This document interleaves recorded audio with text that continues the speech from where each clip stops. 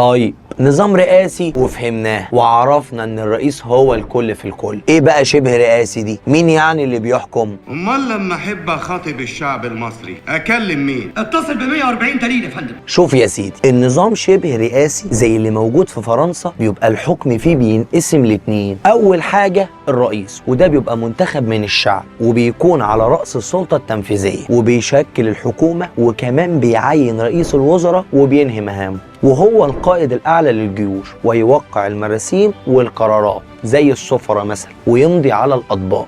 الله ساب الجيوش والمماليك والإنجليز وقعد يمضي على أطباق. أما السلطة التانية فهي البرلمان، وده بيراقب الحكومة وبياخد باله من السياسة العامة للدولة بشكل رئيسي، وبكده يكون ميكس ما بين الرئيس والبرلمان. قول لي بقى انت كمان الاختلاف الكبير قوي بين النظام الرئاسي وشبه رئاسي. هستناك في الكومنتات.